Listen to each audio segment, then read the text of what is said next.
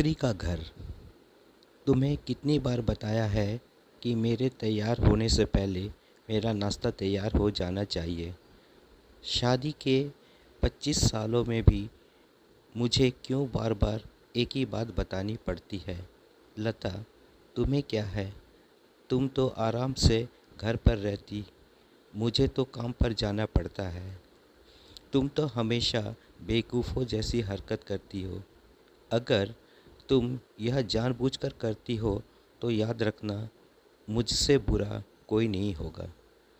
आज भी प्रशांत का गुस्सा 7वें आसमान पे था।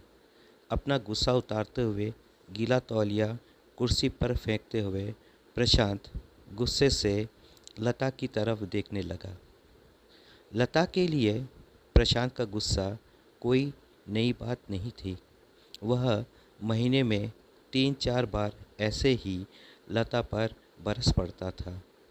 पहले पहले लता उसका विरोध किया करती थी, लेकिन जब कई सालों से तक प्रशांत में कोई बदलाव नहीं दिखा तो लता ने खुद को ही बदल लिया। अब प्रशांत के कुछ भी कहने से लता को कोई फ़र्क नहीं पड़ता था। प्रशांत की हर बात वो चुपचाप सिर झुकाए सुन लेती थी और सह लेती थी।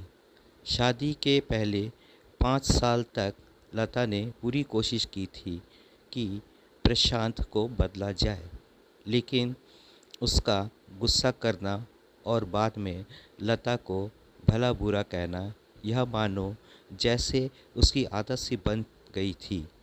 गुस्से में प्रशांत सीधा लता को बोल देता, अगर मैं तुम्हें अच्छा नहीं लगता तो क्यों नहीं चली जाती अपने मायके? क्यों रहती हो मेरे साथ? इतना सब कुछ सहने के बावजूद लता प्रशांत के साथ रहती थी, क्योंकि उसे अपनी बेटी की फ़िक्र थी। और वह जाती भी तो कहाँ, अपने बूढ़े हो चुके माँ बाप को इस उम्र में परेशान करना वह नहीं चाहती थी। समाज और लोग क्या कहेंगे, यह भी तो उसे देखना था। वह इतनी पढ़ी लिखी भी तो नहीं थी कि खुद जाकर कोई नौकरी कर सके और अपना और अपनी बेटी का पालन पोषण कर सके। लता को अब अपनी फ़िक्र नहीं थी।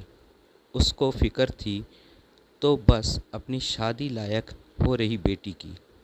लता नहीं चाहती थी कि पति पत्नी के झगड़े की वजह से काव्या डिस्टर्ब हो। काव्या की पढ़ाई पूरी हो चुकी थी। उसके लिए अब शादी के रिश्ते आने लगे थे। कई रिश्तों को काव्या ठुकरा चुकी थी। 6 महीने बाद एक अच्छा रिश्ता आया। रिश्तेदारों और पहचान के लोगों ने भी लड़के के बहुत गुणगान किए थे। प्रशांत एक शाम अपनी बेटी के पास बैठकर उसे बताने लगा, काव्या बहुत अच्छा लड़का है, पढ़ा लिखा है, बड़ा घर है, बहुत अच्छी नौकरी है। ऐसे रिश्ते बार बार नहीं आते बेटा, इस बार मना मत करना। काव्या अपने पिता से ज़्यादा बात नहीं करती थी। शायद डरती थी या शायद नफ़रत करती थी, लेकिन आज वो अपनी पूरी हिम्मत इकट्ठा कर बोली, मुझे अभी शादी नहीं करनी है पापा, मैं नौकरी करना चाहती हूँ, खुद अपने पैरों पर खड़ी होना चाहती हूँ। हाँ, तो उसमें कौन सी बड़ी बात है? मैंने लड़के से बात की है, वह तुम्हें किसी बात के लिए नहीं रोकेगा। तुम शादी के बाद भी नौकरी कर सकती हो, वह तुम्हें नौकरी के लिए परमिशन दे देगा। प्रशांत बोला, मेरा नौकरी करना या न करना उसकी परमिशन पर क्यों डिपेंड रहेगा पापा? काव्या ने पूछा। मैं कह रहा हूँ ना, तुम्हें किसी भी चीज़ की कमी नहीं होगी वहाँ। ऐसे रिश्ते बार बार नहीं आते, इसे ठुकरा मत, बहुत खुश रहोगी तुम वहाँ। प्रशांत बोला, पापा क्या मैं उतनी ही खुश रहूँगी जितनी मम्मी इस घर में खुश है? काव्या ने पापा से पूछा। आज तुम्हारी ज़ुबान कुछ ज़्यादा नहीं चल रही है?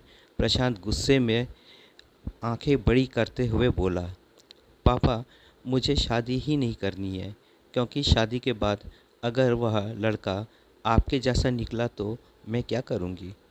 मुझे आपके जैसा जीवन साथी नहीं चाहिए जो बिना बात के मुझ पर हमेशा चिल्लाए। मुझे कुछ भी पसंद का लेना हो तो 10 बार सोचना पड़े, कहीं वह नाराज़ ना हो जाए। मेरी तबीयत कैसी भी हो उसे परवाह ना हो। रोटी थोड़ी सी मोटी बन जाए तो घर सर पर उठा ले। उसकी चेक बुक ना मिले तो भी मेरा ही दोष निकाले और हर छोटी मोटी बात पर मुझे मायके जाने के लिए कहे। काव्या अपना दिल खाली करते हुए पापा से सब यह कह दिया। प्रशांत का गुस्सा 7वें आसमान पर था। उसके मुंह से एक भी शब्द नहीं फूट रहा था। वो काव्या की बातें सुन रहा था। काव्या उतना ही बोलकर चुप नहीं हुई।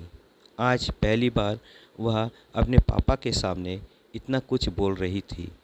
पापा, आपने माँ के साथ हमेशा गलत व्यवहार किया है। आप अपने ऑफिस का गुस्सा बिना सोचे समझे माँ पर उतार देते हैं। कभी इस बात की परवाह भी नहीं करते कि उन्हें कैसा लगता होगा। आपकी बातें सुन सुनकर माँ ने अपना स्वाभिमान खो दिया। प्रशांत आज पहली बार महसूस कर रहा था वो इतना ही बोल पाया। जो तुम्हारा मन है वो करो, मैं तो इतना बुरा हूँ ना। काव्या ने प्रशांत का हाथ पकड़ा और बोली, पापा, मुझे सिर्फ एक सवाल का जवाब दे दो। क्या आप चाहेंगे कि मेरा पति आपके जैसा हो? अगर आपका जवाब हाँ है तो कर दीजिए मेरा रिश्ता आज ही, और ना है तो मुझे आत्मनिर्भर बनने दीजिए। प्रशांत कुछ भी ना बोल पाया और वहाँ से चुपचाप बाहर चला गया। आज उसे लता के सामने जाने में शर्म आ रही थी। चलते चलते उसकी आंखों से आंसू बह रहे थे। प्रशांत ने आज से अपने आप को बदलने का निश्चय किया। अगले दिन से लता ने अपने पति में काफ़ी बदलाव देखा। वह सोचने लगी कि जो हिम्मत काव्या ने दिखाई है वह हिम्मत अगर मैं पहले ही दिखा देती तो शायद आज परिस्थिति कुछ और होती। अब काव्या पढ़ लिख कर अच्छी नौकरी करने लगी थी और 3 साल बाद उसके लिए एक अच्छा रिश्ता आया और उसकी विदाई पर प्रशांत बोला, बेटा तू हमेशा खुश रहेगी क्योंकि तेरा पति तेरे बाप जैसा नहीं है। प्रशांत की यह बात सुनकर लता और काव्या की आंखों से आंसू बहने लगे। दोस्तों, आज हमारे समाज में औरतों को भले ही देवी का दर्जा दिया जाता है, लेकिन वह स्वतंत्रता नहीं दी जाती जो उन्हें देनी चाहिए। उन्हें बचपन से ही बताया जाता है कि वह पराया धन है। स्कूल से आने में देर हो जाए तो पिटाई मिलती है। मोबाइल पर बातें करते हुए दिख जाए तो या खिड़की से झांकते हुए दिख जाए तो शक किया जाता है। माँ बाप का घर तुम्हारा नहीं है, पति का घर ही तुम्हारा घर है।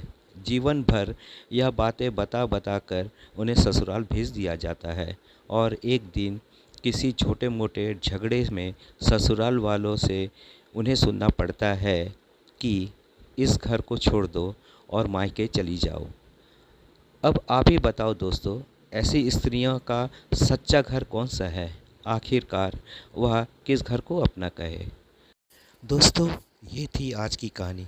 अगर पसंद आए तो लाइक और शेयर कीजिएगा और चैनल पर नए हैं तो सब्सक्राइब ज़रूर कीजिएगा। मिलते हैं अगले वीडियो में एक नई कहानी के साथ। धन्यवाद।